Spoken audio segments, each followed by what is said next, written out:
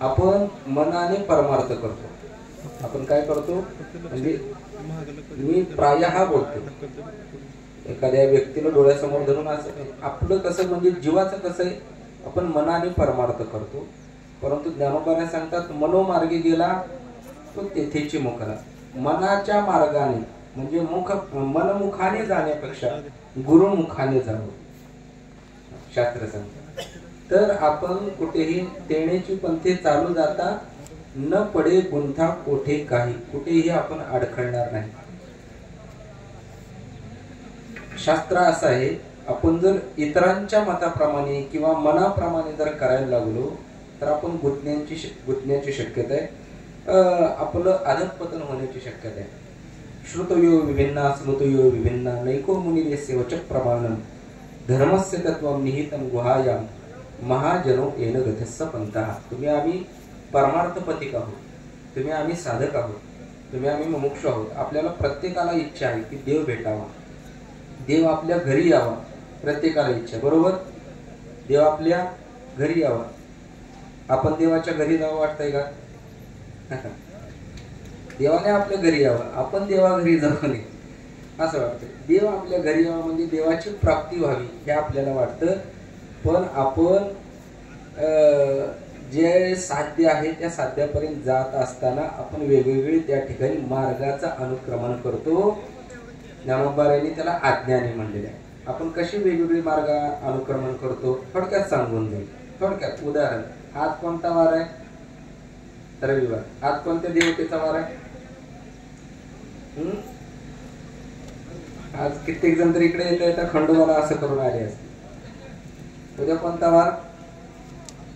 निघालेच महादेवाला. परवा दिवशी मंगळवार निघाले देवीकडे. बुधवार आला की याला आज्ञाने म्हणलेलं ज्ञानोबारांनी. तेरावा देवाचा. हे वेगवेगळे मार्ग जे आपण अवलंबतो ना, हे वेगवेगळे मार्ग आपल्याला अधःपतनाला नेणार आहे. काय करायचं ते एकच करायचं, जे करायचंय ते एकच करायचं हे संतांनी सांगितलेलं. एक गावी आम्ही आणि कापे काम नाही जात नाही, हे श्री गुरूंचं सांगणं असतं, हे संतांचं सांगणं असतं. आणि म्हणून साधू संत ज्या मार्गाचं अनुसरण करतात किंवा ज्या मार्गाचं अनुसरण करायला सांगतात त्या मार्गाने आपण चाललं पाहिजे. समर्थ सद्गुरु माऊलीने सांगितलं जी वाट मी दाखवते ती वाट सोयीस्करच आहे, ती सोपीच आहे. त्या वाटेवर डोळे झाकून चालणं म्हणजे कृतकार्य होणं. डोळे झाकून चालायचं, कारण तारणारे मारणारे ते आहेत. त्या गोकुळातला एक प्रसंग आहे. गोकुळामध्ये एकदा देवर्षी नारद तर फिरत फिरत गोकुळातून म्हणजे त्यांची ती भ्रमंती चाललेली होती आणि काही गोपिका भगवंताशी खेळत होत्या. काय खेळत होत्या? देव म्हणायचा की गोपींनो मला थोडं लोणी द्या. नामदेवरायांनी किंवा नाथ महाराजांनी ज्ञानोबारायांनी खूप सुंदर वर्णन केलेलं आहे प्रसंगात. गोपिकांना तो म्हणायचा मला थोडं लोणी द्या, मला लोणी खायचंय. गोपिकांनी सांगायचं थोडं नाचून दाखव, आम्ही तुला लोणी देतो. कोणी म्हणायचं? गोपिकांनी. देवाला म्हणायचं की नाचून दाखव, थोडा नाच, आम्ही तुला लोणी देतो. मग भगवंतांनी नाचायचं. नाच रे तो कृष्णा मज पाहुली नयनी, नामदेवराय वर्णन करतात. तेव्हा गोपिका म्हणतात मी तुला लोणी देते का, तुला जे पाहिजे ते देते, पण थोडं नाचून दाखव. भगवंतांनी नाचावं आणि काय म्हणतात त्याला आपण एक मुठभर म्हणा किंवा चिमुटभर म्हणा, एक गोळा म्हणा, गोपिकांनी त्या कृष्णाला द्यावा, भगवंताला द्यावा. भगवंताने तो आवडीने खावा. देवर्षी मी पाहिलं ते. अरे मेकांशेन स्थितो जगत म्हणणारा हा अखिल कुठे ब्रह्मांड नाही कुठे आणि हा गोपिका कुठे. माझ्या एका अंशावर अख्खं ब्रह्मांड आहे असं म्हणणारा भगवान परमात्मा. हे जे जगत आहे त्याच्या एका अंशावर आहे. एका अंश म्हणजे केसाच्या त्या एका केसावर अख्खं जगत आहे. हा ब्रह्मांडाधीश कुठे आणि त्या ठिकाणी गोपिका कुठे. कालाचाही काल तुझ्या सत्तेने वेदासी बोलणे, सूर्याशी चाळणे तुझ्या बळी ऐसा तू समर्थ ब्रह्मांडाचा धनी, असा ब्रह्मांडाचा धनी असणारा हा जगदानी, हा जगत पिता, जगत पालक, विश्वंभर असा असणारा भगवान परमात्मा इतका मोठा, आणि या गोपिका त्याला नाचवतात. देव निघून गेले, लोणी खाल्ले आणि देव निघून गेले. नारदजी तिथे आले आणि गोपिकांना विचारतात, काय तो गोपिकांना, इतका मोठा भगवान परमात्मा, इतका प्रभू असणारा, विभू असणारा, पितामहस्य जगतो माता धाता पितामह असा म्हणणारा भगवान परमात्मा, इतका मोठा देव, आणि तुम्ही त्याला नाचवता. तुम्ही कोणतं पुण्य केलं होतं बरं? काय पुण्य साधलं तुम्ही की हा भगवान परमात्मा तुमच्या पुढे नाचतो? त्या गोपिकांनी सांगितलं, आम्ही काही केलं नाही. नारदजी विचारतात, तुम्ही कुठली काय वारी केली म्हणा, काय तुम्ही काय पारायण केलं म्हणा, तुम्ही काय हे केलं म्हणा, ते केलं म्हणा, काय व्रतवैकल्य केलं, काय यज्ञ केले, पूजा. त्यांनी सांगितलं, आम्ही काही केलं नाही, आम्हाला काही कळत नाही. आम्हाला चांगलं कळत नाही, वाईट कळत नाही, पाप कळत नाही, पुण्य कळत नाही, सारासाराचा विवेक आम्हाला नाही. आम्ही एकच केलं, साधू संतांनी जे सांगितलं ते आम्ही ऐकलं, म्हणून भगवान परमात्मा आमच्या पदरात आहे. जे साधूंनी सांगितलं त्याचं आम्ही अनुसरण केलं. त्यांनी जे काही सांगितलं असेल ते आम्ही तंतोतंत पाळलं. ते जीवनाचं आम्ही परम कर्तव्य मानलं, ती जीवनाची इति कर्तव्यता मांडली, म्हणून भगवान आज आमच्या पदरात आहे. आणि म्हणून साधूंनी दाखवलेल्या मार्गाचं अनुसरण करणं खूप गरजेचं आहे. तेणेची पंथे चालू जाता, न पडे गुंथा कोठे काही. आणि आपलं परम भाग्य की समर्थ गुरु माऊलींनी तुम्हाला आम्हाला इतका साधा, सोपा, सुलभ हा उपाय दाखवलेला. त्याच्याकरता काय ठास, काय सायस, काहीच नाही. नामस्मरण, नाम साधना करण्याकरिता तुम्हाला वाटेल हे 3 दिवस करायला 8 तास वगैरे आहेतच की, सायस आहेतच की. हे वर्षभराची चार्जिंग आहे. वर्षभर इथली चार्जिंग घ्यायचं, इथली ऊर्जा घ्यायची, इथली पॉवर घ्यायची आणि वर्षभर ते कार्य करत राहायचं. इथलं हे 3 दिवसाची एक नामसाधना आहे, ती वर्षभर अखंड सदोदित अविरत ती कार्यरत राहिली पाहिजे. त्याच्याकरता हा खटाट होता, त्याच्याकरता ही नामसाधना आहे, त्याकरता हा अखंड हरिनाम सप्ताह आहे. आणि ही समर्थ सद्गुरु माऊलींची कृपा आहे. आणि त्या कृपेविषयी, त्या गुरुविषयी बोलत असताना भगवान श्री ज्ञानोबा म्हणतात की ज्याला आपलं कृतकार्य करून घ्यायचंय असा जो जाणता आहे, त्या जाणत्याने काय करावं? गुरुला भजावं. गुरुला भजावं म्हणजे, तर या भजिलेचा अर्थ करीत असताना 4थ्या अध्यायामध्ये भगवान श्रीकृष्ण सांगतात की गुरुला भजावं, परंतु कसं भजावं? तर तद्विधी प्रणिपातेन परिप्रश्नेन सेवया उपदेक्षन्ति ते ज्ञानं ज्ञानेन तत्वदर्शिनः. 4थ्या अध्यायामध्ये सांगतात की गुरुला भजत असताना, भजणं म्हणजे काय? त्यांना शरण जाणं. मग ते शरण कसं जायचं? तद्विधी प्रणिपातेन परिप्रश्नेन सेवया. गुरुकडे जात असताना शरण्य म्हणजे ते आपल्याकरता शरण्य आहेत, मी एक शरणागत आहे या भावनेनं जावं, त्यांना शरण जावं. कसं जावं? तर तनु मनु जीवे चरणासी लागावे, अगरवता करावे दास्य सकळ. त्यांना शरण जात असताना तनाने, मनाने, जीवाने, तनु मनु जीवे चरणासी लागावे. विचारसागरामध्ये 3रा तरंग आहे, त्याच्यामध्ये हा पूर्ण प्रकार आलेला आहे. वाणी अर्पण, मन अर्पण, देह अर्पण, धन अर्पण वगैरे श्रीगुरूची लक्षणं आलेली आहेत.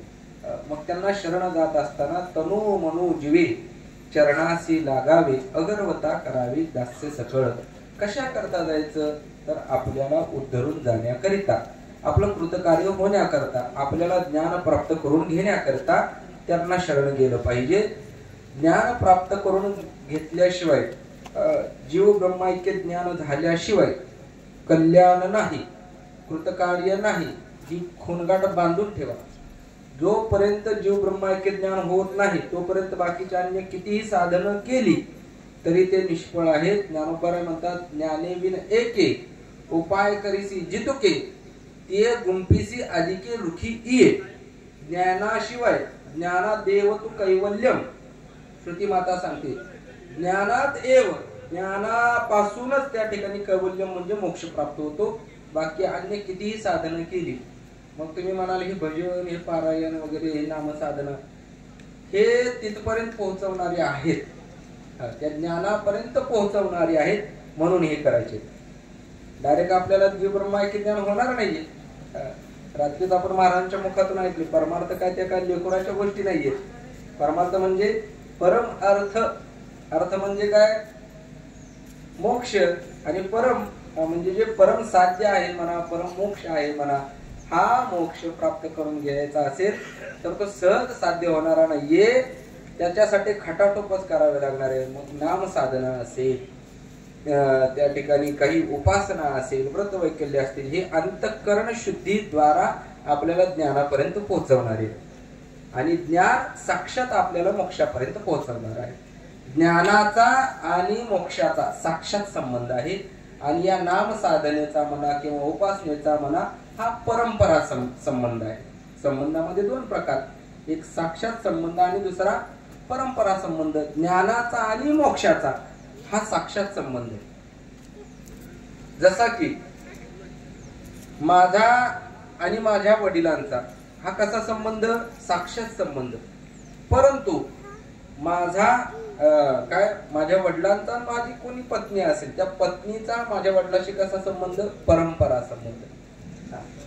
हा जसा आहे तसा जीव ब्रह्मायक्य ज्ञान आणि मोक्ष यांचा साक्षात संबंध. जीव ब्रह्मायक्य ज्ञान प्राप्त झालं म्हणजे मोक्ष प्राप्त झालं. आणि त्या ठिकाणी अशी परंपरा आणि साक्षात संबंध असल्यामुळे आपल्याला ज्ञान प्राप्त करून घ्यायचं असेल, आणि तेही कुठलंही व्यवहारातलं ज्ञान नाही, जीव ब्रह्मायक्य ज्ञान जर प्राप्त करून घ्यायचं असेल तर त्याला गुरुला भजलंच पाहिजे. बाकी अन्य कोणत्याही देवदेवतेला, देवदेवतांतराला भजून काही त्या ठिकाणी फायदा नाहीये. गुरुलाच भजलं पाहिजे तर ज्ञान प्राप्त होईल. आणि ज्ञान प्राप्त झालं, ज्ञान प्राप्त होईल तर जीवनाची ती कर्तव्यता आहे. तुका म्हणे जन्म आल्याचे सार्थक, विठ्ठलची एक देखील या. म्हणून थोडं सूक्ष्म जर चिंतन करून पाहिलं आपण, कधी घरी गेलात निवांत बसा, घरी नाही करमलं रानात गेलात, कुठेही एकांतात बसा, ध्यान लावा आणि ध्यान लावून असं चिंतन करा की हा देह संपल्यानंतर पुढं काय, हा देह संपल्यानंतर पुढं काय. मागोता हाच जन्म पावसी, भोगिले सुख दुःख जाणसी, हे तो न घडेल सायासी कार्यानुभवसी जाणून ये. श्रीगुरूचं महत्व किती महत्वाचं आहे पहा. श्रीगुरूचं असणं आपल्या जीवनामध्ये याच्याकरता सांगतोय की हे जीवन संपल्यानंतर परत काय, हा देह संपल्यानंतर परत काय. म्हणून साधू संतांनी कळकळीने सांगितलेलं, उठा उठी करी स्मरणाचा धावा, किंवा क्षणोक्षण हाची करावा विचार, करावा या पार भव सिंधू. हे जे काय तुम्हाला आम्हाला सांगितलेलं आहे ना, ते याच्या करता सांगितलेलं आहे की परत या देहातून सुटल्यानंतर जीव ब्रह्मायक्य ज्ञान म्हणा किंवा मोक्षाची प्राप्ती करून घेणं त्या ठिकाणी असाध्य आहे, असंभव आहे. म्हणून जे काही करायचंय याच जन्मात करता येण्यासारखं आहे, अन्य देहात अन्य जन्मात करता येण्यासारखं नाहीये. आणि म्हणून या देहात आलात तर गुरुला भजा, गुरुला भजा.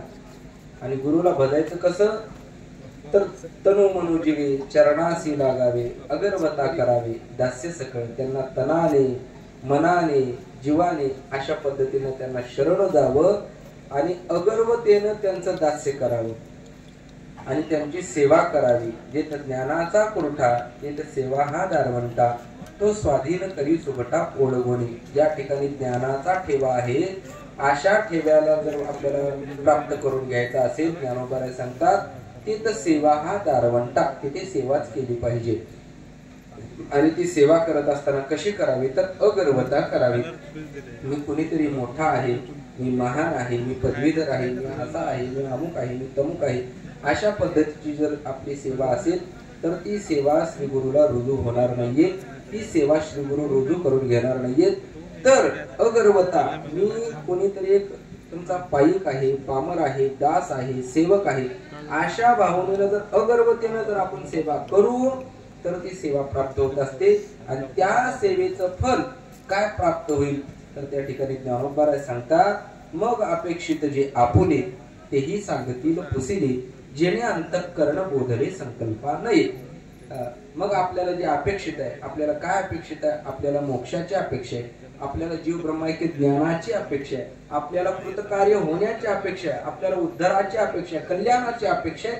ही जी अपेक्षा आहे ना, ही अपेक्षा आपुली, मग अपेक्षित जे आपुले तेही सांगतील पुसिले. मग आपण पुसावं, श्री गुरु काही मी उद्धार पावेन, मी केव्हा उद्धार होईल, माझा उद्धार केव्हा होईल, केव्हा एकदा या भवबंधनातून सुटेल, असे नाना तऱ्हेचे प्रश्न विचारावे.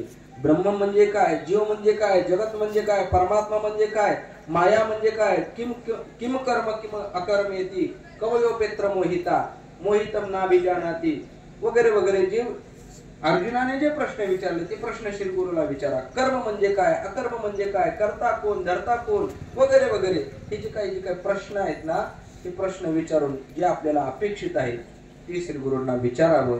आणि जे असं अपेक्षेने विचारलं मग श्री गुरु सांगतात, तेही सांगतील पुसिले.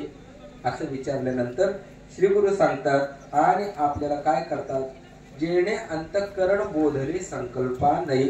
त्यांनी बोध प्राप्त करून दिला तर आपलं अंतःकरण हे आपलं मन संकल्प विकल्पाला येणं थांबतं. संकल्पा नाही म्हणजे जी मनाची वृत्ती आहे संकल्प विकल्प करणं, ती मनाची संकल्प विकल्प करण्याची वृत्ती थांबते. म्हणजे काय, मन हे राम झाले, मन हे राम झाले, प्रवृत्ती ग्रासुनी कैसी निवृत्तीसी आले. मन रामरूप करण्याचं काम श्री गुरु करत असतात. अशा श्री गुरूंना सद्गुरूंना भजावं. कसं भजावं तर तनु मनु जीवे, तनाने मनाने जीवाने त्यांना भजावं, त्यांची अगर्वता सेवा करावी, त्यांना शरण द्यावं. आणि मग असं जर भजलं तर त्या ठिकाणी भगवान ज्ञानोबा सांगतात, तेने कृतकार्य होईजे. बाकीचं काही कुटाणा करण्यापेक्षा, बाकीचं काही हे करण्यापेक्षा एक श्री गुरुला भजलं तर सर्वांना भजल्यासारखं आहे. ज्ञानोबांनी छोटस उदाहरण दिलं, उदाहरण देतो सेवा संपवतो. झाडाचं उदाहरण दिलेलं आहे, वृक्षाचं उदाहरण दिलेलं आहे. आपल्याला जर झाड वाढावं, वृक्ष वाढावं असं जर वाटत असेल तर आपण पाणी फांद्यांना घालावं. कशाला घालावं? फांद्यांना, बरोबर? म्हणजे झाड वाढतं. मग कशाला वाढतं? पानांना घालावं, फुलाला नाही. जैसे मूळ सिंचने सहजे शाखा पल्लव संतोषती. मूळ सिंचन म्हणजे मुळाला पाणी घातलं, शाखा म्हणजे त्या ठिकाणी त्या काही डहाळ्या असतील, फांद्या असतील, पल्लव म्हणजे त्या ठिकाणी पानं असतील, ते संतोषती म्हणजे ते सुखावतात, म्हणजे वृद्धी होती त्यांची, त्यांची वाढ होती, ते सुखावतात, ते फोफावतात, ते वाढतात. पण कशाला पाणी घातल्यानंतर? मुळाला पाणी घातल्यानंतर. एक तुम्ही मूळ सांभाळा, बाकी झाड सांभाळायचं गरज नाही. तसं फक्त एक गुरु सांभाळा, गुरुला बघा, बाकी सर्व बदल्यात जमा, बाकी सर्व देवतांना बदल्यात जमा. कारण गुरुचं वर्णन करत असताना आपण दररोज म्हणतो गुरु ब्रह्मा, गुरु विष्णू, गुरुदेव महेश्वरा, गुरु साक्षात परब्रह्म तस्मै श्री गुरुवे नमः. जर सर्वांचा अंतर्भाव जर एका गुरु मध्ये असेल तर भगवान ज्ञानोबा सांगतात, जाणतेने गुरु भजिजे तेने कृतकार्य होईजे. जैसे मूळ सिंचने सहजे शाखा पल्लव संतोषित. झालेली सेवा भगवान पंढरीश परमात्मा महोदय ज्ञानोबा जगद्गुरु तुकोबा गुरु नाम गुरु श्री रंगनाथ महाराज परभणीकर गुरुजी, परम श्रद्धे परम आदरणीय श्री गुरु वैकुंठवासी माझे श्री गुरु हरिभाऊ महाराज पाटील तथा समर्थ सद्गुरु माऊलींच्या चरणी तथा या ठिकाणी गुरुवर्य परम श्रद्धे परम आदरणीय गुरु बाळासाहेब महाराज या ठिकाणी उपस्थित आहेत. गुरुवर यांच्या चरणी सेवा समर्पित करून त्याच ठिकाणी सेवेला पूर्णविराम. आता यानंतर श्री गुरूंचं या ठिकाणी आशीर्वचन कर या ठिकाणी थोडं प्रवचन होईल. सर्वांनी शांत चित्ताने श्रवण करायचं.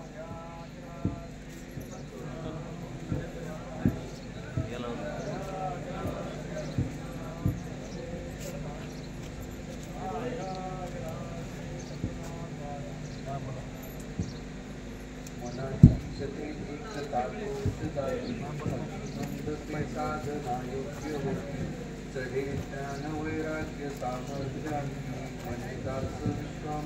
विश्वास जय जय रघुवीर समर्थ राजाधिराज श्री सद्गुरुनाथ भाऊसाहेब महाराज की जय। राजाधिराज श्री सद्गुरुनाथ केवलेश्वर महाराज की जय। राजाधिराज श्री सद्गुरुनाथ बालकृष्ण महाराज की जय। या बंधुनो या हो या सद्गुरु चरणी धावत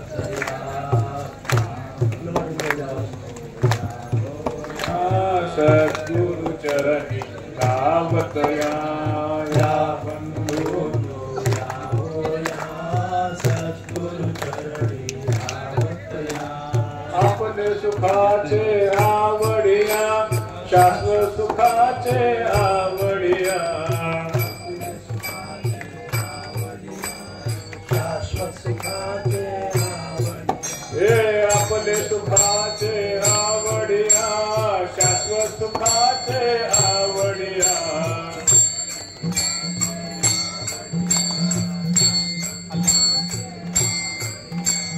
या बंधुनो या हो या सद्गुरु चरणी धावत या सद्गुरु चरणी धावत या बंधुनो या हो या सद्गुरु चरणी धावत या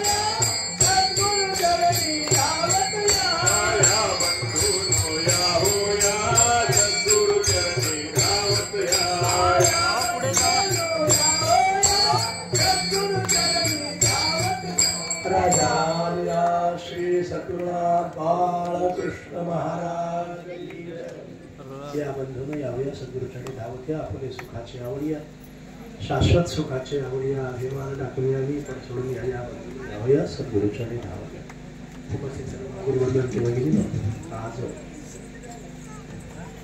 सालाबाद प्रमाणे माऊली करून घेत असलेल्या या अष्टाचा सप्ताहाचा सांगतेचा दिवस आहे आणि सांगतेच्या दिवशीची प्रवचन रूप सेवा प्रारंभ करण्यापूर्वी त्यांनी तुमच्या आमच्या जीवनातील अत्यंतिक दुःखाची निवृत्ती करण्याकरिता आणि तुम्ही आम्ही सुखरूपच आहोत ही जाणीव तुम्हा आम्हाला दृढ करून देण्याकरिता किंवा ही जाणीव करून देण्याकरिता त्यांनी अवतार घेतला। अवतार तुम्हा धाया कारण उत्तरायण जडजीव उत्तरायण महादोषी असं तुम्हा आम्हाला उद्धरण्यासाठी शिखे 1823 साली गोकुळाष्टमी भरी जन्मली बालकृष्ण माऊली नामदीक्षा द्या अशा अनंत कोटी ब्राह्मणांना असणाऱ्या समसंद्र बालकृष्ण माऊलींच्या पवित्र चरणांना साष्टांग दंडवत करूया। त्याच्यावर त्यांची सेवा अखंडितपणाने केली आणि सेवा करत असताना सेवकाचा भाव कुठेही उरू दिला नाही। सेवे लागी सेवक झालो या निळवरायांच्या वचनाप्रमाणे त्यांनी आपले आयुष्य व्यतीत केलं। त्या समस्त दादांच्या चरणी त्याचबरोबर दादा महाराज असतील गंगाधर महाराज असतील विश्वनाथ महाराज असतील आणि अनेक जे माऊली भक्त होऊन गेले त्या सर्व माऊली भक्तांच्या चरणी आणि उपस्थित असलेल्या सर्व गुरुवंद भगिनींच्या चरणी साष्टांग दंडवत करून आपण आपल्या सेवेला प्रारंभ करूया। या 3 दिवसामध्ये माऊलींच्या कृपेने माऊलींच्या सत्तेनं दासबोधाचं पारायण पूर्ण झालं आणि विशेषत्व म्हणजे नाथ भागवताचं पारायण पूर्ण झालं। म्हणजे या धर्ममंडपामध्ये जवळपास 6700व्या दासबोधाच्या आणि 18800व्या नाथ भागवतांच्या या धर्ममंडपामध्ये त्या सगळ्या ओव्यांचं पठण झालं आणि विशेषत्वानं तरुण मंडळींनी हे पारायण पूर्ण केलं। एकाच साहेब पाठावरती शक्य नव्हतं म्हणून विभागून प्रत्येकाला दशक दिले होते आणि विभागून प्रत्येकाला ओव्या दिल्या होत्या। तर असं हे अत्यंतिक महत्वाचं का म्हणतो मी कारण संतांचं उपदेश, संतांचं वचन, त्याचं पठन, मनन, निधिध्यासन होणं खूप गरजेचं आहे. आणि हे निधिध्यासन ज्यावेळेला होतं त्यावेळेला त्याची अवस्था काय होते, त्या साधकाची अवस्था काय होते याचं वर्णन हे 20व्या दशकातल्या 10व्या समासामध्ये सांगितलंय, की ज्या समासाचं नाव आहे विमल ब्रह्मनिरूपण नाम समास. झाले साधनाचे फळ, संसार झाला सफळ, निर्गुण ब्रह्म ते निश्चळ, अंतरी बिंबले हिशोब झाला मायेचा, झाला निवाडा तत्वांचा, साध्य होता साधनाचा ठाव नाही, स्वप्नी जे जे देखिले तेथे जागृती सोडाले, सहजची अडेरवाच्य झाले बोलता नये, आयसे हे विवेके जाणावे, प्रत्येक नेसी बाणावे, जन्म मृत्यूच्या नावे शून्याकार. हे जे आहे ते विवेकाने जाणावं, ते प्रत्यक्ष कोणीसी बाणावं, आणि मग जन्म मृत्यूच्या नावे शून्याकार. आणि हे आम्हाला तुमच्याकडनं घडण्यासाठी म्हणून जे मन नावाचं इंद्रिय आहे ते अत्यंतिक महत्वाचं काम करतं. कारण गीतेमध्येही सांगितलेलं आहे, मन हे बंधाला आणि मोक्षाला दोन्हीला कारण आहे.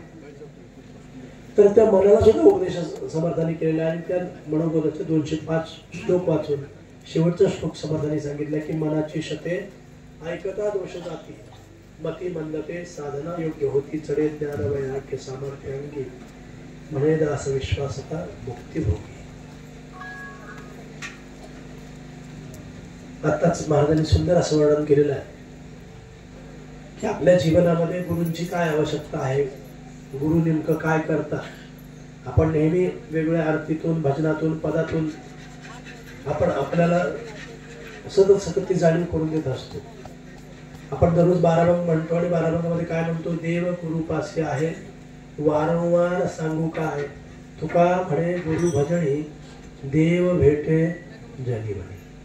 तुकाराम महाराजांचं प्रमाण आहे. दत्तबाई महाराजांनी तुम्हाला काय सांगितलं, धन्य धन्य सद्गुरु राव, माझ्या तेही दाबेला देव. नामदेव महाराजांचं तर पूर्ण जीवनच त्याने गुरुकृपेचं वर्णन त्यांच्या जीवनाच्या चरित्रात केलेलं आहे. ज्ञानेश्वर महाराजांनी सुद्धा काय सांगितलंय, गुरु हा संत कोळीचा राजा, गुरु हा प्राण विसावा माझा, गुरुविन देव नाही तुझा, पाहता नाही त्रैलोकी. आता एका वेळा काही लोकांना शंका वाटेल की तुम्ही गुरु परंपरेला मांडणार आहात म्हणून तुम्ही हे संतांच्या भंग तुमच्या पुरते लावून घेतलीत का. पण संतांनी अनेक अभंगातून सांगितलेलं आहे, सकळ देवाचे दैवत सद्गुरुनाथ एकला. सद्गुरुनाथ एकला, इकडे काय सांगतात, गुरुविण देव नाही दुजा. मग हे बाकीचे देव, बाकीची जी दैवत आहेत, कारण देव एक आहे का अनेक आहे हे जोपर्यंत समजत नाही तोपर्यंत देव आणि गुरुचा भेद आपला संपत नाही. म्हणून संतांनी आम्हाला सांगितलंय, काय सांगितलेलं आहे, माझ्या विठोबाचा कैसा प्रेम भाव, आपणची देव होय गुरु. पण गुरूंचं वर्णन करताना सर्वसाधारण आपण आपल्या डोळ्यासमोर, चक्षुसमोर काय असतो, ठराविक एक व्यक्ती, ठराविक एक शरीर, ठराविक एक आकार, एकच स्वरूप किंवा एक रूप म्हणजे गुरु आपण म्हणतो. पण गुरूंचं रूप तेवढं मर्यादित आहे का. गुरुच्या रूपाचं वर्णन करताना आता सांगितलं नसतो, गुरु ब्रह्मा गुरु विष्णू गुरुदेव महेश्वरा. मला काय फक्त विषय करायचं आहे, गुरुविण देव नाही तुझा जे आपण म्हणतो, की मला माझी देवपूजा या भागात शेवटचं चरण पण तेच सांगितलेलं आहे. मग गुरुविण देव नाही तुझा हे काय. कारण सगळं दैवतच असू दे किंवा पूर्ण जे चराचर आहे ते कशाने भरून उरलेलं आहे, त्रिता ठाव या राघवेबीन नाही. किंवा परब्रह्माचं वर्णन करताना त्याची व्याप्ती कशी सांगितलेली आहे, परमाने सांगितलं आहे की अनुरणीया वडा आणि तुका आकाशा ये वडा. म्हणजेच त्या भगवंताचं ते चैतन्याचं रूप कसं आहे की जे चराचरामध्ये भरून उरलेलं आहे. की आपल्याला सगळ्यांना आणखी एक दृष्टांत माहिती आहे की हिरण्यकश्यपाने प्रल्हादाला विचारलं, सांग ऋषी किशी कोठे आहे. हेरू म्हणे काष्टी पाषाणी सकळ आहे वनमाळे जेथे तेथे. मला सांगण्याचा हेतू आहे जे सगळीकडे जे भरून उरलेलं आहे ते काय आहे तर एकच परब्रह्म तत्व आहे. आणि त्या परब्रह्म तत्वाचं दुसरं नाव काय तर सद्गुरू आहे. म्हणून आपण काय म्हणतो गुरु ब्रह्मा गुरु विष्णू गुरुदेव महेश्वरा गुरु साक्षात परब्रह्म तस्मै श्री गुरुवे. आपल्या माऊलींचं वर्णन करताना दाखवरे होणे लिहिले आधी होते एका ठाई आता झाले सर्व ठाई लोक माणसाच्या हृदयी माऊली माझी. चराचराचे चैतन्य म्हणून त्या चैतन्याच नाम सद्गुरू आहे. म्हणून अशा सद्गुरूला आपण कायेनं वाचेनं आणि जीवाने शरण गेलं पाहिजे. आणि हे शरण जाताना समर्थांनी किंवा संतांनी आवर्जून सांगितलेलं आहे की अभिमान दूर ठेवून आम्ही शरण गेलं पाहिजे. चरणाशी लागावे आणि अगरबत्ता करावे दास्य सकल. कारण भगवंताच्या आणि आमच्या भेटीतला सगळ्यात मोठा अडथळा काय आहे तर देहाविषयीचं महत्व आणि त्या महत्वातून निर्माण होणारा अभिमान हे त्या भगवंताच्या भेटीमधून सगळ्यात मोठा अडथळा. तुकारामांनी तुम्हाला आपल्या 12 भागात सांगितलेलं आहे आपुलिया जीवे शिवासी पाहावे आत्मसुख घ्यावे वेळोवेळा. घ्यावे आत्मसुख सांगावे नलगेची आता अहंकाराची शांती करा. नामदेवाने तुम्हाला काय सांगितलंय अहंकाराचा वारा न लागो राजसा माझी या विष्णुदासा भाविकासे. अहंकार कधी निर्माण होतोय की ज्यावेळेला आपल्या स्वस्वरूपाची आपला ओळख आपण विसरतो त्यावेळेला अहंकार निर्माण होतो. मी कोण आहे मी कोण हा करावा विचार म्हणे ज्ञानेश्वर निवृत्तीचा. असं ज्ञानेश्वरांनी सांगितलं की आपण कोण आहोत हा विचार जेव्हा आपल्या ठाई प्रकट होईल त्यावेळेला आपल्या अहंकाराची शांती झाल्याशिवाय राहणार नाही. आपलं द्वैत संपल्याशिवाय राहणार नाही. आणि जगामध्ये अद्वैत आहे त्याची जाणीव आणि मी त्या अद्वैतापासून वेगळा नाही याची जाणीव तुम्हाला. आणखी संतांचं सद्गुरूंचं वैशिष्ट्य काय आहे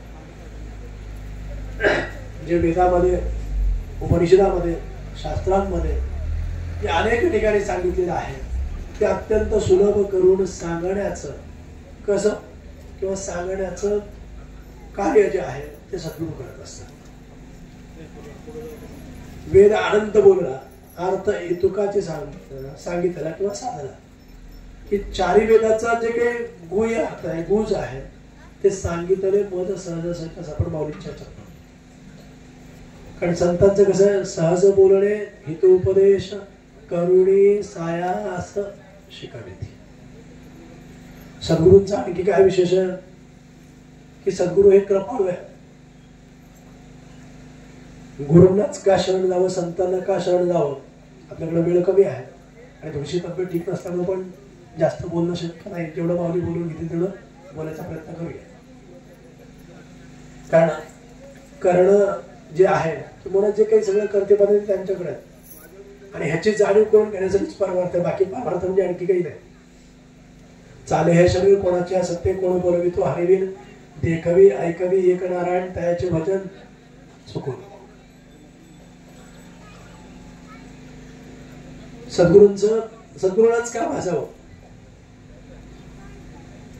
कारण त्यांच्याकडे दोन्ही गुण. एक कसं सद्गुरू समर्थ. आपण काय म्हणतो समर्थ सद्गुरू तुझ्या कृपेने पावन मी झालो.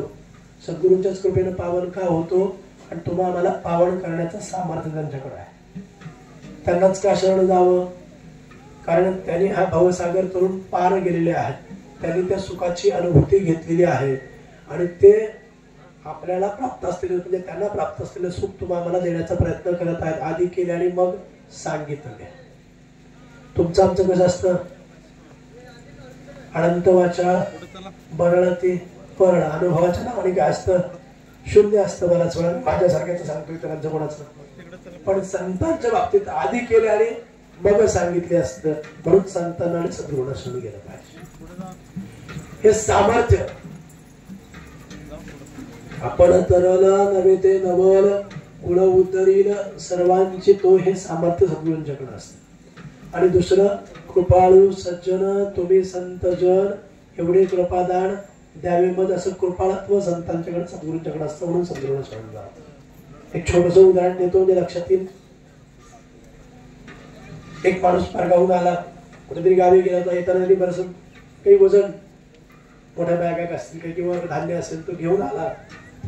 तो येणारा त्या वाहनातनं बसमधून उतरला आणि कोणाचं तरी साह्याने जे वजन होतं ते बसमधून खाली काढलं आणि आता घराकडे जायचं.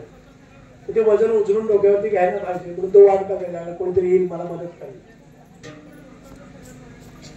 तेवढ्यात एक माणूस आला, त्यांनी म्हणाला काय काम आहे, का थांबलात? त्यामुळे मला हे वजन उचलायचं, मी मदत करू का? त्याने त्याच्याकडे बघितलं, त्याला व्यवस्थित चालता येत नव्हतं, अत्यंत क्षीण प्रकृती, आता दवाखान्यातून आलेले. ते म्हणतात मी हे उचलू का, तुम्हाला उचलायला मदत करू का? बिचाराच्या हृदयामध्ये दया होती, परंतु ते उचलून देण्याचं सामर्थ्य मात्र त्याच्याकडं नव्हतं. तो काही त्याला मदत करू शकला नाही, निघून गेला. तेवढ्यात एक मोठा पैलवान माणूस समोरून चालला होता. त्याने हात दिले, हो पैलवान जरा या ना, 1-2 मिनिटं मला मदत करा. काय काम? म्हणजे बोजा जो आहे तो उचलून जरा माझ्या डोक्यात द्यायचा किंवा डोक्याचा बोजा खाली. तेवढा मी काय तुझ्यात कामाला आहे काय? मला काय एवढंच काम आहे का? 2 उदाहरण आपल्याला नाही. तिसरा जेव्हा एखादा माणूस आला की त्याच्याकडे दयाही आहे आणि शक्ती आहे, तो ज्यावेळेला मदत करेल त्यावेळेला याचा कार्यभार काय होईल? साध्य. दृष्टांत तर संपला. मला सांगायचं काय होतं, पहिल्या माणसाकडे दया खूप होती हो, पण सामर्थ्य नव्हतं. दुसऱ्याकडे सामर्थ्य आहे पण दया. पण दया आणि सामर्थ्य दोन्ही जिथं आहेत त्या नाम सद्गुरू, असं सद्गुरू आपण सांगितलं. सामर्थ्य केवढं आहे? हे उभारीला ध्वज 3 लोकांवर एवढं सामर्थ्य. केवढं मोठं सामर्थ्य आहे की जो भवरोग आहे त्या भवरोगातून तुम्ही आम्हाला बाहेर काढण्याचं, तुम्ही आम्हाला त्यातून वाचवण्याचं किंवा भवनिधीतून तुम्ही आम्हाला बाहेर काढण्याचं कडेला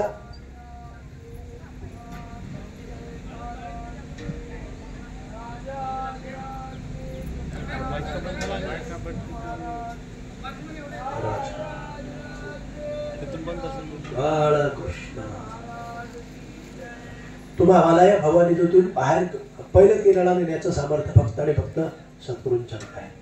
किंवा मगाशी आपण म्हणलं माऊलीचं वर्णन करताना की तुमच्या आमच्या जीवनातील आत्यंतिक दुःखाची निवृत्ती करण्याचं सामर्थ्य फक्त आणि फक्त सद्गुरूंच्याकडे आहे. आणि त्यांची तुमच्या आमच्यातली तळमळ किती हो, यारे यारे लहान थोर सगळ्यांना बोलवणच. किंवा आपल्या पायाला हात लावून पिरवून सांगतात की करे टाळी बोला मुखे दात. कशासाठी तुम्ही आम्हाला हात जोडतात? तर बुडत हे जन न देखवे डोळा म्हणून कळवळा येत असे. मला सांगा, माय आणि लेकरू, 2 लेकरं बाहेर खेळतात, एक आपलाय मायचं आहे आणि दुसरं शेजाऱ्याचं आहे. माय काय करते हो, आपल्या लेकराला ऊन लागू नये म्हणजे जेवढी काळजी लेकरू स्वतःची स्वतः करत नाही त्यापेक्षा अधिक काळजी आई करते. म्हणून आपण सद्गुरूंना काय म्हणतो किंवा काय म्हणलं पाहिजे, आपल्या संप्रदायाने आपल्याला सांगितलं की सद्गुरूंना तर माझी आई मजला ठाव द्यावा. कारण तुम्ही आम्ही जो आता अनुभव घेतो प्रपंचातला, तो कसा अनुभव? संसारी सुखाचा नाही अनुभव म्हणून देव आठवावा. जर तुमचं आमचं आयुष्य बघितलं तर कसं अधिक अनुभव आम्हाला कशाचा येतोय? दुःखाचा येतोय. या सगळ्या दुःखातून बाहेर पडण्यासाठी काय केलं पाहिजे? मग दुःखाचे प्रकार किती आहेत? या सगळ्या दुःखातून बाहेर पडण्यासाठी संतांना पूर्ण सहन केलं पाहिजे. परवा दिवशी महाराजांनी कीर्तन केलं आणि त्या अभंगातलं शेवटचं चरण सांगितलं. तुका म्हणे संत पूर्ण करते मनोरथ. आता हा जो मनोरथ हा विषय आहे, तुमचं आमचं मनोरथ काय आहे आणि तुमचं आमचं मनोरथ काय असलं पाहिजे, या 2 गोष्टी महत्वाच्या. तुमचं आमचं मनोरथ हे फक्त नाशिवंत गोष्टींचा संग्रह करणं एवढं आहे. आणि संत सांगतात की तुमचं आमचं मनोरथ हे आत्मकल्याणाचं असलं पाहिजे. स्वप्राप्तीचा प्रयत्न करणं हा आमचा प्रयत्न असला पाहिजे. आणि अद्वैताचा नाश अद्वैताशी एकरूप झालं पाहिजे, हे आमचं मनोरथ असलं पाहिजे. खरोखर हे मनोरथ मागण्यासाठी मी सद्गुरूकडे जातो का? सद्गुरू दयाळू आहेत, कृपाळू आहेत सगळं, पण आम्ही जाताना काय मागण्यासाठी जातो? मुलगा नाही मुलगा होऊ देत, मुलीचं लग्न ठरवू दे, मुलाला नोकरी लागू देत, बंगला बांधू दे, शेजारच्या जमीन विकायला काढू दे, ते मला काढू दे, घेतलेल्या जमिनीमध्ये पाण्याची व्यवस्था होऊ दे, ऊसाची लागवड होऊ दे, ऊस चांगल्या कारखान्यात जाऊ दे, चांगले.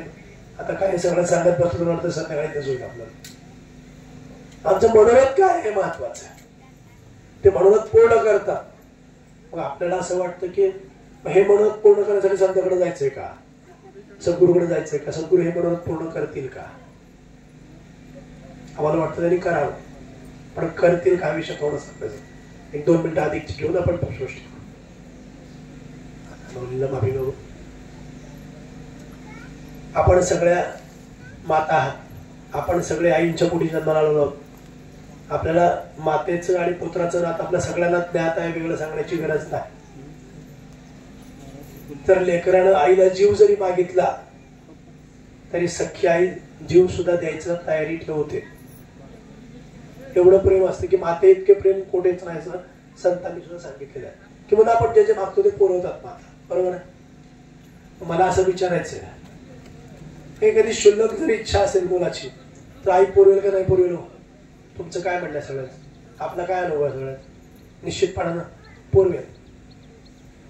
बघ, आई स्वयंपाक करते आणि मूल खेळते, तर रांगत रांगत रांगत आलं, आई गॅसवर भाकरी भाजत होती. त्या मुलाने इच्छा केली सारखा असं हात करायचं, ते काय म्हणायचं की मला त्या तव्याला हात लावते. काय म्हणायचं? तव्याला हात लावते. आता आईचं कर्तव्य आहे मुलाची इच्छा पूर्ण करणं. खरं का खोटं आहे? मला सांगा, कोणती सख्खी आहे त्या मुलाचं इच्छा पूर्ण करायला? आणि जे करेल त्याला सख्खी आई म्हणू का आपण? आई कोणती इच्छा पूर्ण करते की जी हिताची आहे, बालकाच्या हिताचं जे आहे तीच इच्छा आई पूर्ण करते. त्याप्रमाणे सद्गुरुनाथ आई सुद्धा तुमच्या आमच्या कल्याणाची इच्छा तुमच्या आमच्या मनामध्ये निर्माण व्हावी यासाठी प्रयत्न करतात आणि ती इच्छा पूर्ण करण्यासाठी तुम्हाला आम्हाला आशीर्वाद देतात की मुलं तुमचं आमचं कल्याण करतात. आपण जर सद्गुरूकडे गेलो आणि जर आम्ही नाशिवंत काही मागत राहिलो तर काय होईल? येथे कोणाचे काय भाग गेले ज्याचे त्याने अनहित केले. म्हणून आपण सद्गुरूकडे जाताना शाश्वतासाठी जायचंय, कारण नाशिवंत जे आहे ते ठिकाणाला. नाशिवंत या शब्दाचा अर्थच काय, जे नाश पावणार आहे. म्हणून तुम्हाला माऊली काय सांगितलंय? या बंधून या होया सद्गुरु चरणी धावत या, आपुले सुखाचे आवडिया, शाश्वत सुखाचे आवडिया. आपल्याला शाश्वत सुखासाठीच संतांच्या सद्गुरूंच्या भगवंताच्या चरणी लागलं पाहिजे. नाशिवंतासाठी आटी पाडू नये असं संतांनी स्पष्टपणाने तुम्हाला सांगितलेलं आहे. म्हणून शाश्वत या नाम काय हो? ते टिकणार आहे, जे कधी नाश पावणार नाही, जे नाश पावणार नाहीये, की मोनाचे अविनाशी आहे या नाम शाश्वत. आम्हाला सुख कसं पाहिजे हो? टिकणारा पाहिजे का तात्पुरतं पाहिजे?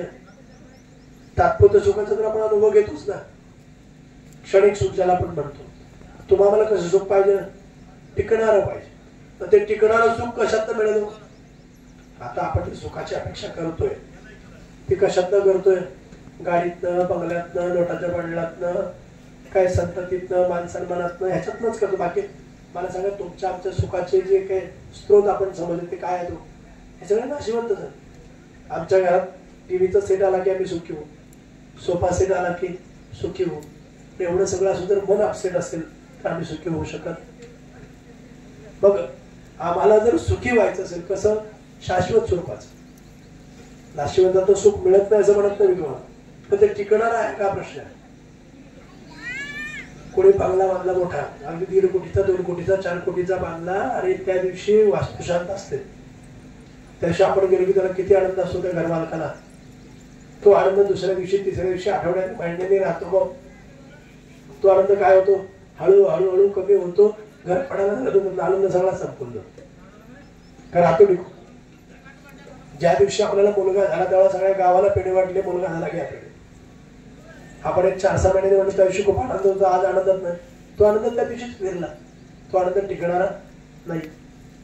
मग असा नाशिवंत क्षणिक आनंदापेक्षा टिकणारा जो आनंद आहे तो आम्हाला हवा आहे, प्रत्येकाला हवा. तो कशात मिळेल? तर टिकणाऱ्या वस्तूतून मिळेल. साधं साधं बोलूया, पण जगात टिकणारं काय आहे? आणि जे जे दिसे ते नासे, जे जे उपजते ते नासे असं सांगितलेलं. टिकणारं काय? ज्याला जन्म काय ते टिकणार आहे. बाकी सगळं कसं आमच्या देहासकट, आपण देहाचं वर्णन काय करतो?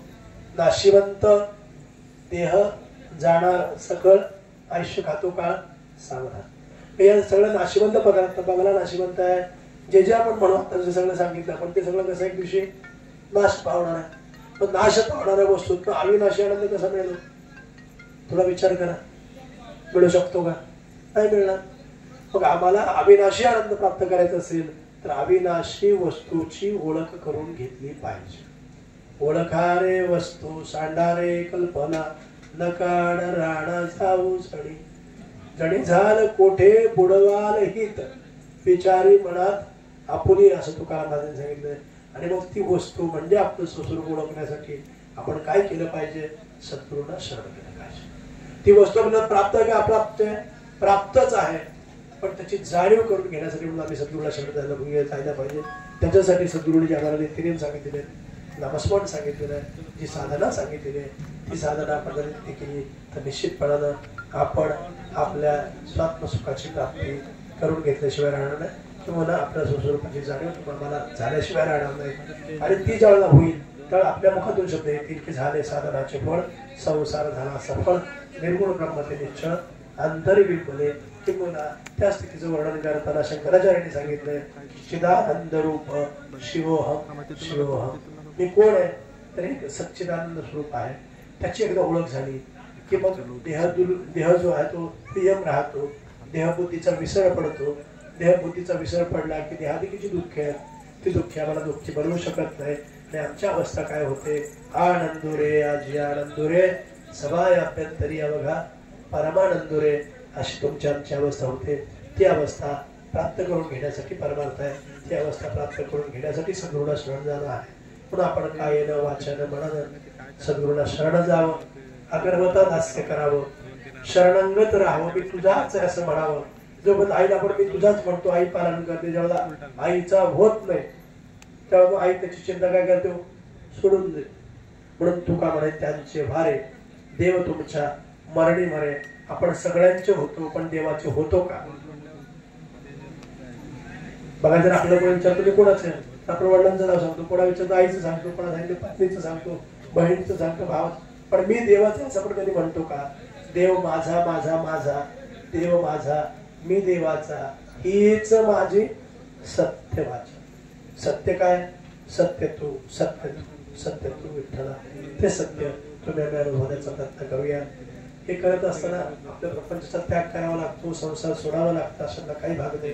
हे करत असताना सुद्धा संसारी असावे, असोनी नसावे या न्यायानं सर्व कार्यभाग चालवावा. तो आणखी मोठा विषय. वेळही आपल्याकडे कमी वेळ झालेला आहे. प्रवचनाच नाही, तुमचं आमचं सुद्धा किती वेळ आहे आपल्याला माहित नाही. एक क्षणी म्हणून जाशील तरी अंतराला भगवंत असेल, सांगता येत नाही. आपण बसतोय उठतो की नाही, त्याची इच्छा असेल तर. काही लोक म्हणतात करायचा परमार्थ करू की वेळ भरपूर आहे, पण भरपूर वेळ आपल्याकडे नाही आहे. म्हणून चिंतने सरे तो धन्य धन्य काळ, अखंड चिंतनामध्ये काळ पावलेली सारावा. तुमचं आमचं प्रत्येकाचं चिंतन वाढवावं आणि तुम्हाला आम्हाला सुखाचा अधिकारी करावं. आपण त्यांच्या पोटी जन्माला आलो. कारण सद्गुरूंचा दास होणं, सद्गुरूंचा अंकित होणं म्हणजे काय? गुरु हा मायबाप. तर ज्याप्रमाणे आपल्या अपत्यावरती प्रेम असतं त्याच्यापेक्षा अधिक कोटी गुणांनी सद्गुरूंचं प्रेम तुमच्या आमच्यावरती आहे. आपण फक्त हाक मारायची भूकी आहे, केळ सोडून ठेवलेला दादा नेहमी म्हणायचे. त्याप्रमाणे तो आईच्या स्तनामध्ये पाना भरलेला आहे. फक्त आपण रडायचा अवकाश आई स्तनाला लावणार आहे आणि तो अमृताचा पाना तुम्हाला देणार आहे. म्हणून आपण त्यांची आठवण करण्याचा प्रयत्न करूया. जसजशी त्यांची आठवण अधिक वाढेल तसतसं देहाचं विस्मरण होईल, तसतसं दुःखाचं विस्मरण होईल आणि आमचं जीवन कसं होईल? सुखरूप आईसा तुझा कोणी सांगा, माझ्या पांडुरंगा सारिका. पण ज्यावेळेला भक्त होतो तेव्हा भक्ताची व्याख्या अशी असते की भक्त म्हणजे विभक्त नव्हे,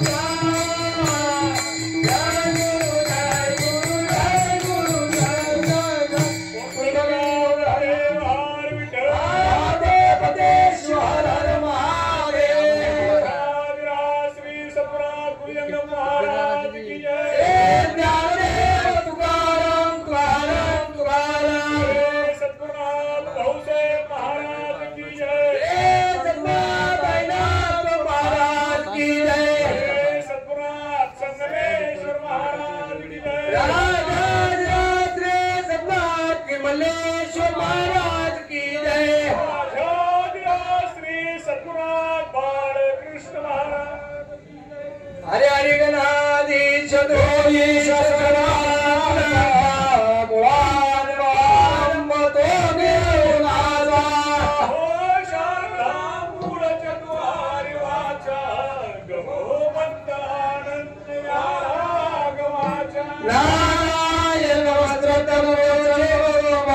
देवे सरस्वती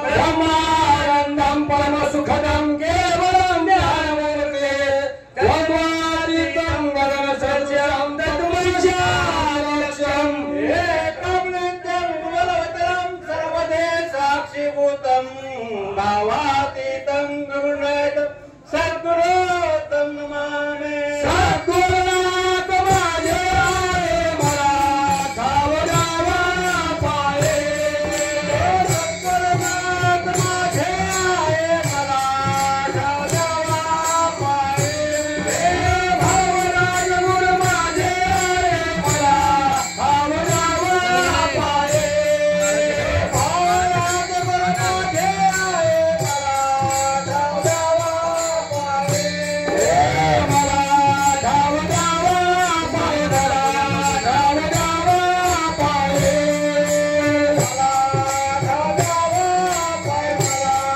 ठाव द्यावा पाये मला ठाव द्यावा पाये मला ठाव द्यावा पाये मला ठाव द्यावा पाये मला ठाव द्यावा पाये बिरधर प्रभू माझे मला ठाव द्यावा पाये कृष्ण गुरु माझे मला ठाव द्यावा पाये बिरधर प्रभू माझे मला ठाव द्यावा पाये कृष्ण गुरु माझे मला ठाव द्यावा पाये पहिले पाहताचे मुख आहार पाले भोक जाणार पाले भोक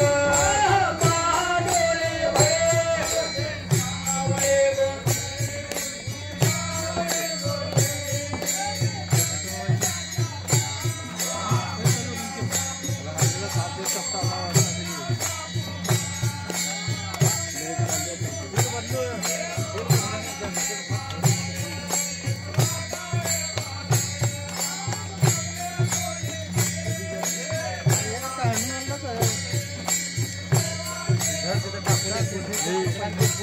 टाकून जा आपण पुढे जाऊ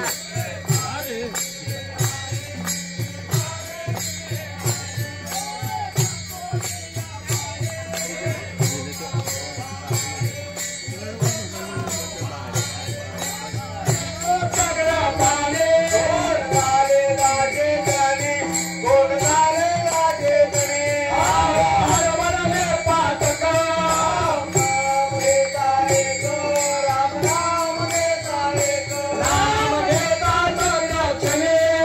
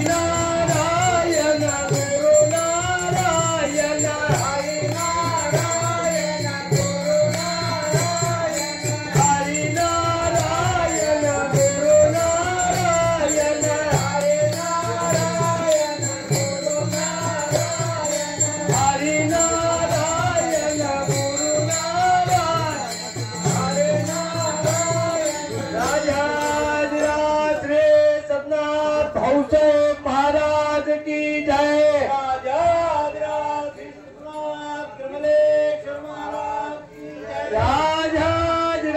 श्री सदा बालकृष्ण महाराज की जय। जय जय राम कृष्ण हरे।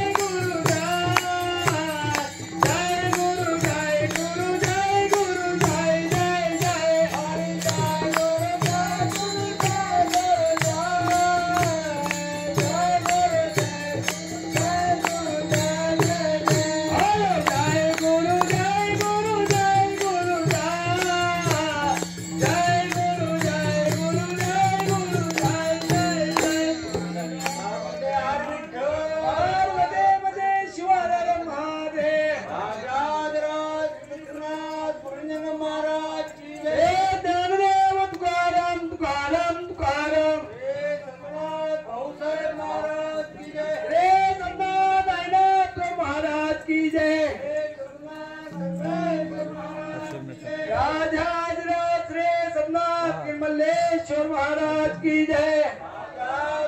श्री सतनाथ बालकृष्ण महाराज की जय। कृपाळू